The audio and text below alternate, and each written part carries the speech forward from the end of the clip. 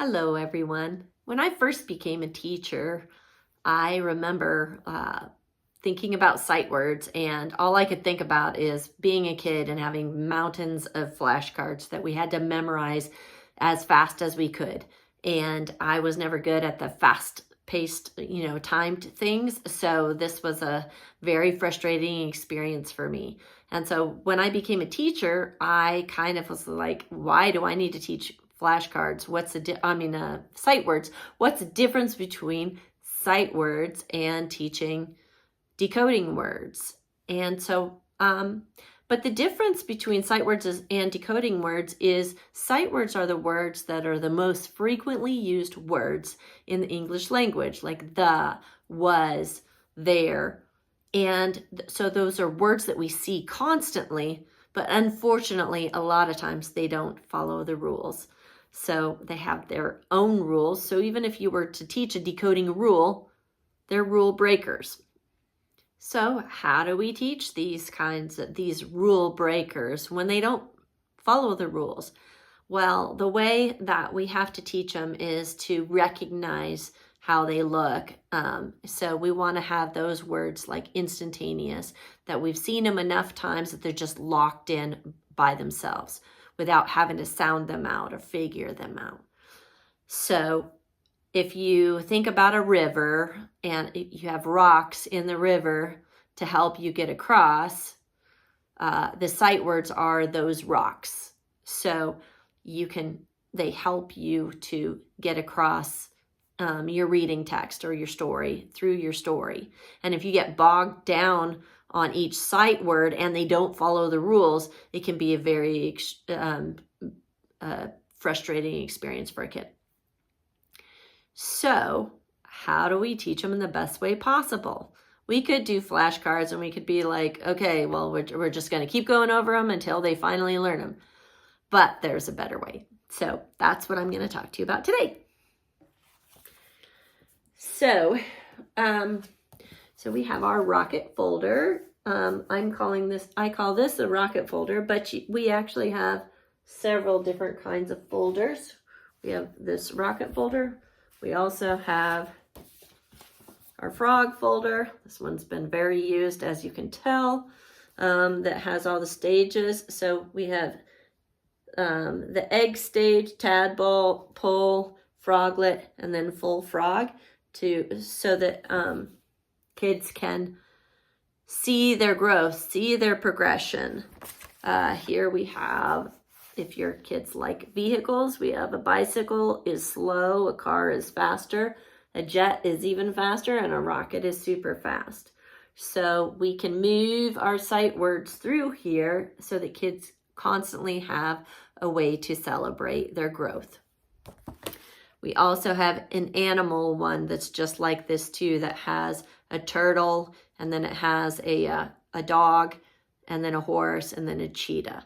So you'll be able to choose any of those to do your frog folder or your folder like this. And so basically, all you're doing is taking a file folder, folding it upward, and then stapling it here so that it has 4 pockets.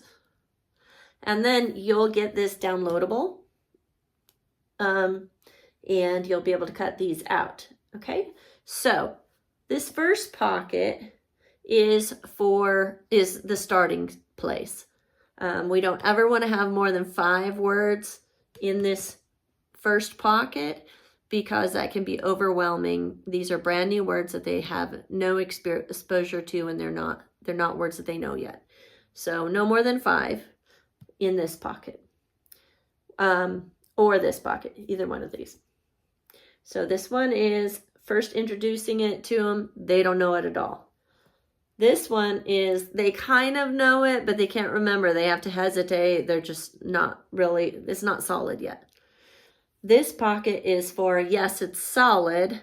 So each time they get it here, or if each time they get it right, then it would go into this pocket, and they get to put a tally mark on the back of it.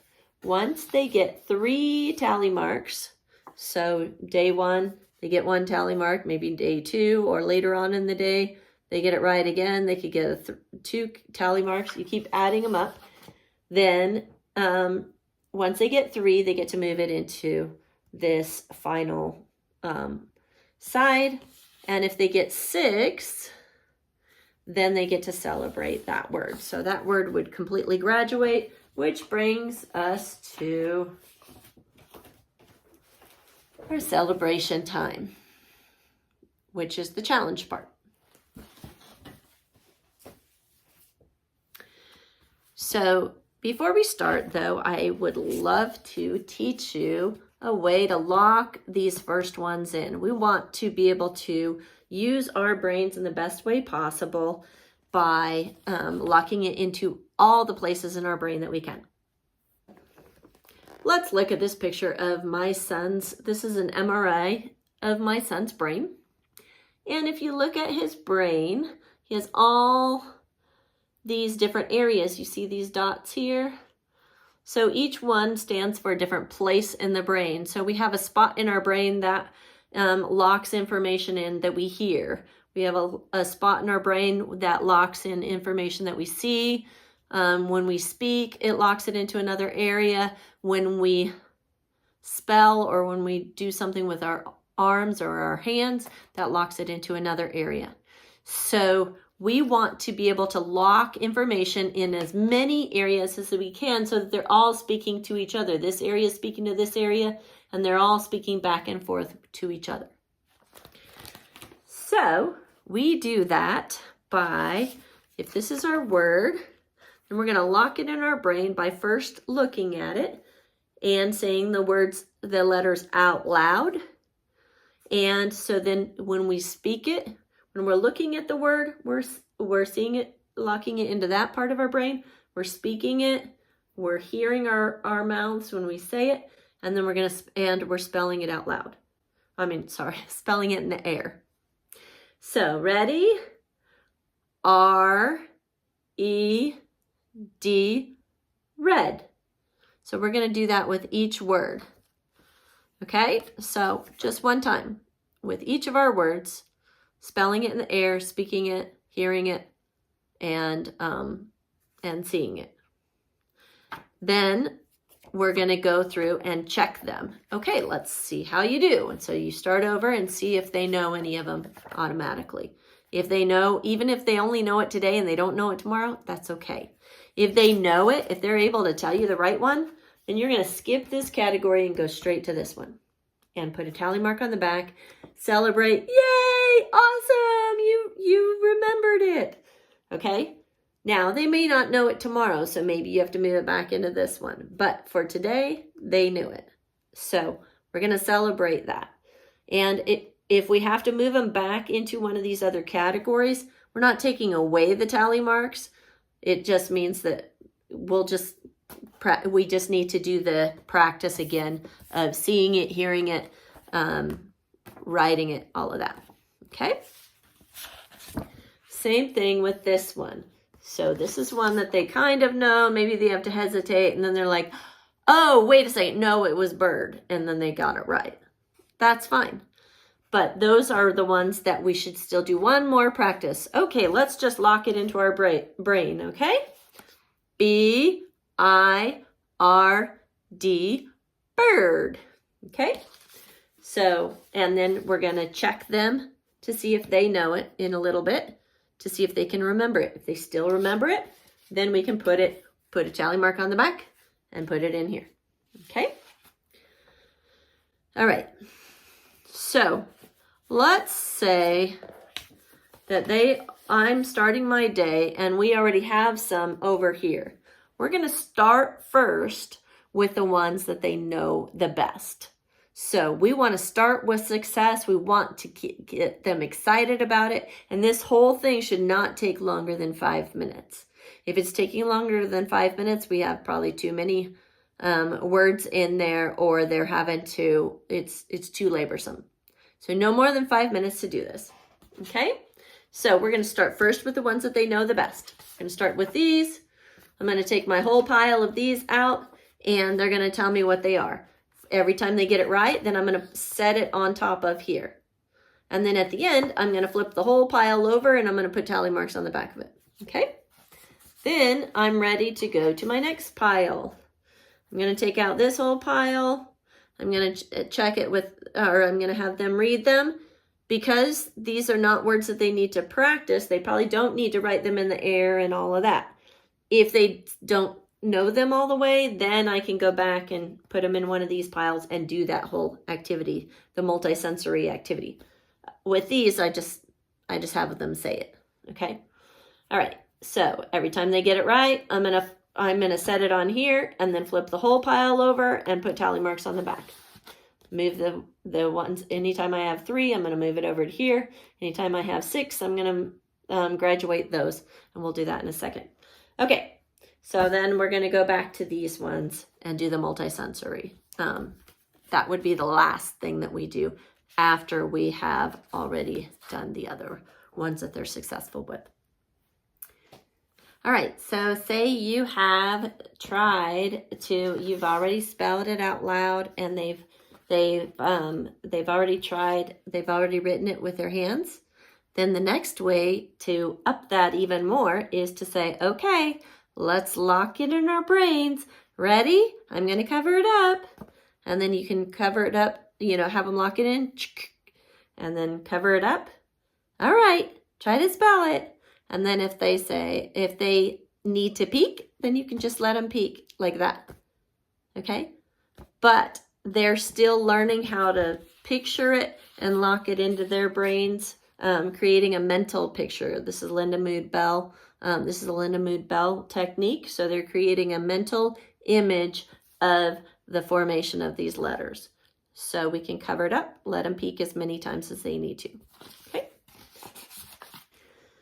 Okay, once they get those, then we're ready to celebrate those words in some way. Now, if you're part of our challenge, you can celebrate in the way that we do for that month. So like this one is a Christmas tree, so we would put on each graduated word that got out of that rocket folder that had 6 tally marks on the back is going to go up here. My goal is to fill up the whole entire Christmas tree by the end of the month with all of my little balls. And this was super easy. All I had to do was take a glass and draw around it real quick. And I just took a piece of poster board, cut it or folded it in half and then cut it.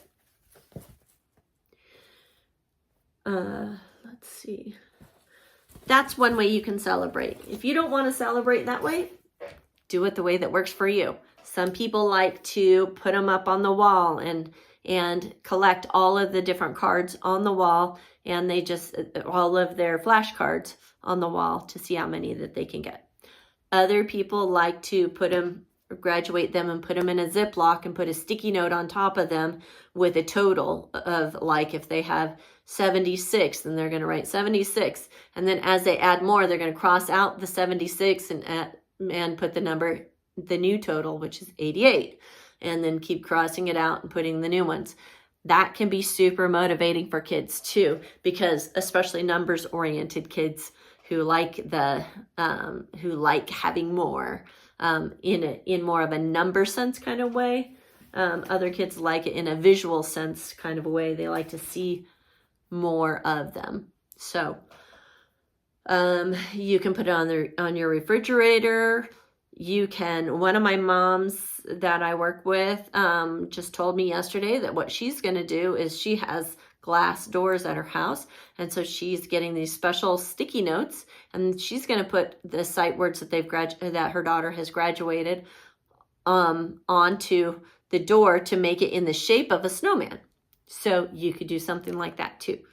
You choose how you want to do it. You can do clip art. Like I had a student who had race cars, or we found like a drawing of a race car, and then he wrote each sight word in a different race car. He would cut those out and then hang them up on his bulletin board. You can do that too. You could put them on a rocket, whatever you want to do, whatever you guys agree on, whatever is the most motivating. The most important thing, though, is celebrating. So that's why we're doing this sight word challenge, is so that you can see how many you can collect by the end. And then we have prizes for the people who have the most at the end. Now, you may be like, but my child is older. They don't need to know their sight words. They already know all their sight words, and it wouldn't be fair to the younger one. You could also do a group one too. You could do one tree and have that one tree for all 3 of your kids. And maybe your oldest child is doing it with spelling words. And every time they get a spelling word right, or every time they have mastered a spelling word, they can put that up there. And then maybe your middle child does the sight words. And maybe your youngest child is little and they're just learning how to recognize things like the word mom, dad, Shari, Eric, dog. So, or maybe it's even McDonald's and Publix and different symbols like that. Life words, sight words. So if you have a little tiny one, that's the way that I would go. If they're 4, and they don't know all of their letters yet, you could do it that way. So you guys can use this in whatever way it works for your family. I just wanted to give you an opportunity to celebrate, and to participate with us and get to know a little bit about what we do. Can't wait to see your pictures. Make sure you post your pictures in our Facebook group of your finished product, whether it is on your wall or whether it's your Christmas tree or whatever it is that you decide to do.